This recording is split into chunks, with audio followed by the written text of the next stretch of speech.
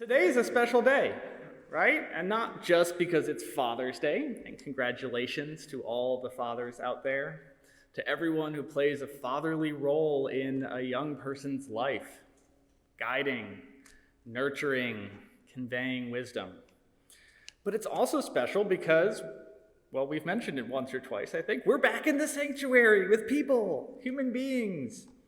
And it's the first time in 1 year, 3 months and 19 days, or 68 weeks, 476 days. That's 11,424 hours, or 685,440 minutes, or 41,126,400 seconds, give or take, but who's counting? And all the people who are here this morning braved the rain in Atlanta to get here, so even more props to all of you. And how appropriate is that in a way that it would be stormy this morning, because we had to brave a storm, in a sense, to get back to this moment where we could gather together at church. And how appropriate then is that our gospel lesson and our psalm are about God in the midst of a storm. It's an old, familiar story for most of us. Jesus has been preaching and teaching and healing and building a new type of community on the Jewish side of the Sea of Galilee. And then after a really long, exhausting day, they set out onto the sea, and, all he wants to do is take a nice nap. What's wrong with that? Suddenly, a storm whips up, and the waves are crashing over the side of the boat, and the wind is gusting, and you can imagine rain piercing and driving at them. And the disciples include among them some people who are longtime fishermen, who've been in storms. So if they're afraid, you have to think this is a pretty good gale force wind.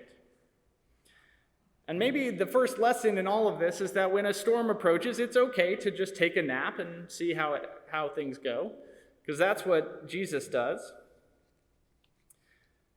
But if you go beyond that, you have an instance where you have to ask yourself, why is it that this storm is so terrifying to the disciples?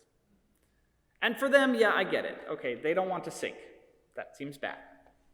But there's also this deeper sense of they knew where they were going. They had a destination in mind, and then suddenly everything gets tossed around.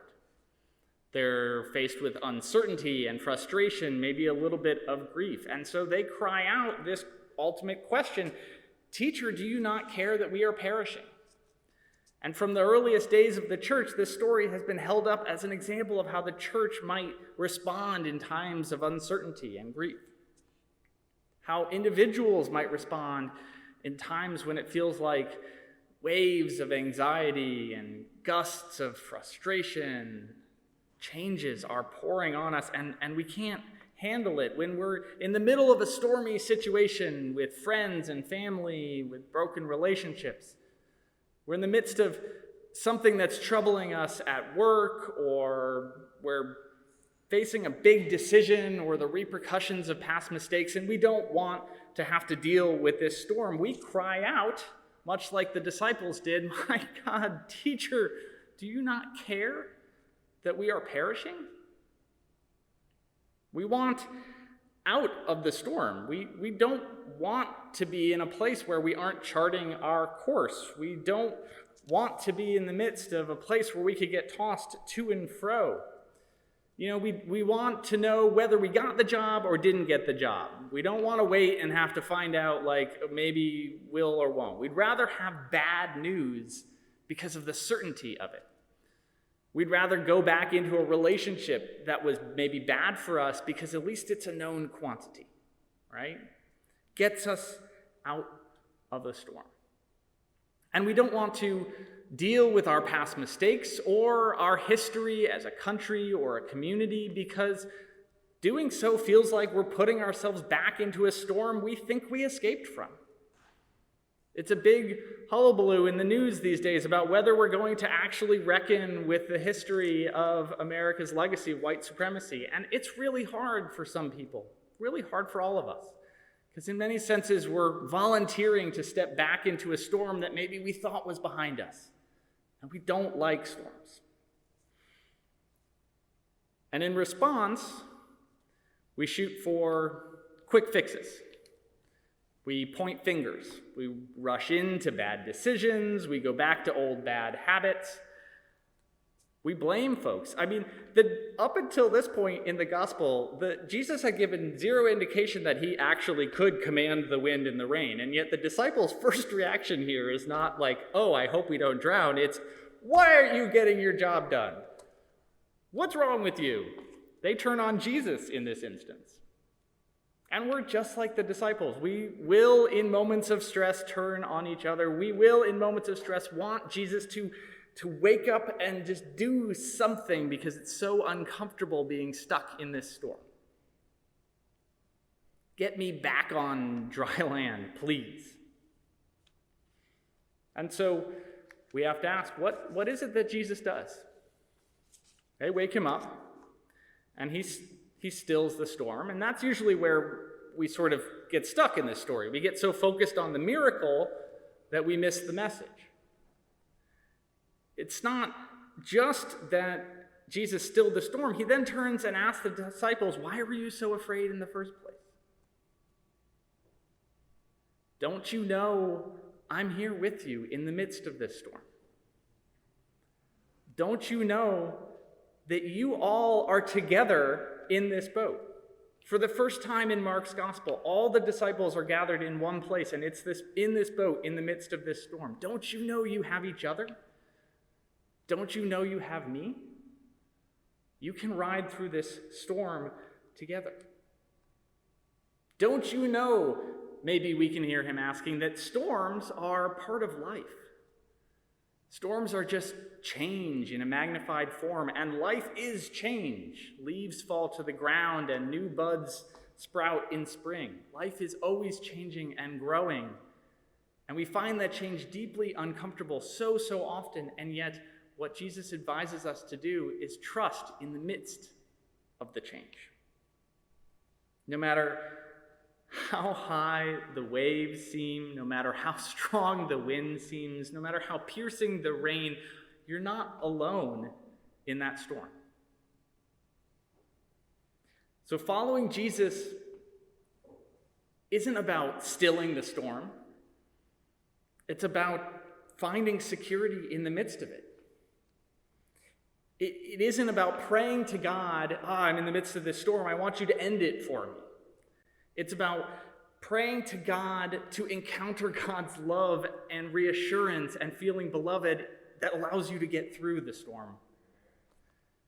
We are holding our next prayer service on Tuesday night, and we called it Rooted for a number of reasons. But one of the reasons is because that's what the life of prayer is all about, right? Why is that big tree out front of this church still standing even after the winds blow through? It has put down strong roots that allow it to survive the storm. Or think of it this way, it's Father's Day. What could better describe being a father, being a parent, than being basically in the midst of a storm every single day that your children have created, and yet finding it to be a tremendous source of joy and comfort and love? This is a lesson we can learn. So we can choose to see storms, changes, things that confront us in our lives as a threat to our security, a threat to our comfort, or we could choose to see them as an invitation to faith, an invitation to become more Christ-like, to become more loving, more compassionate, to dream even bigger, even though everything seems like it's changing all around us. How are you coping right now with the stormy places in your life? We had a bunch of rain yesterday. We're going to have some rain still this evening. It's a good metaphor for where we're at in this pandemic. We're on our way out, but maybe there's still a little to go. How are you coping? Are you throwing up walls and closing, putting barriers around your heart, trying to rush through things and maintain a sense of control? Are you letting all the changes make you bitter and angry and frustrated that things aren't the way they should be? Or are you asking yourself about what you've learned about yourself? How much braver you can be than you expected? How much more resilient? How much more open and loving and compassionate you can be because you're letting Christ do that work in you in the midst of change? God doesn't end the storm, just like God doesn't end the pandemic. We have cried out as a church community for a year now, "Oh, teacher, do you not care that we're perishing? We want to be back in the sanctuary together." But what God does is create possibility and trust and reassurance in the midst of this storm. And so today I'm looking at faces. It's very disconcerting, I'll be honest. We're looking at faces in a church, and yet I'm also looking at a camera because there's people who are at home. We've changed. We found trust in the midst of this pandemic. We have said that what matters is not that we're right here at all times in the same way, but what matters is that we follow Christ and we try to be followers of Christ in the world, even if there's a pandemic going on. So we've learned, for instance, that we can still serve folks, even with all these barriers. Kim and Steve and Alan and Linda and Chuck and Georgia, and I'm forgetting a whole bunch of people, Caroline, have been out there serving food at times, making meals. We have learned that our missions work can keep being partners and families and siblings to our friends in Chiapas because we can use technological tools to do it, even if we can't go visit. We've learned that there are people desperately crying out for a gospel that is about love and inclusion and not just setting out boundaries and who's in the wrong. And you know what? We never would have made all those videos and all those messages and put them out there on the internet if it hadn't been for this year when we had to start doing it and we encountered people who needed that, who needed to hear that God doesn't hate them. We've learned that we can actually still be a caring community, even if we're not in the same place. We can call each other, we can jump on Zoom. We've learned that we can be a caring community with people who have moved away. We've had people, not everyone knows this, we've had people tune in from states away who are part of our community. That would not have happened. And yet, as we look around, we remember that technological barriers are a real thing, and so there's no substitute for being in person. We've learned a renewed appreciation for being together physically and able to look each other in the eye and read body language. We've learned all these things about ourselves because we have hewed to Christ in the midst of this storm. And we need to know that, and we need to be confident in ourselves because this pandemic may fade, but other changes will come. Whether it's climate change or technology or the neighborhood continuing to change around us, our church has been through a lot. We will be going through a lot in the years to come.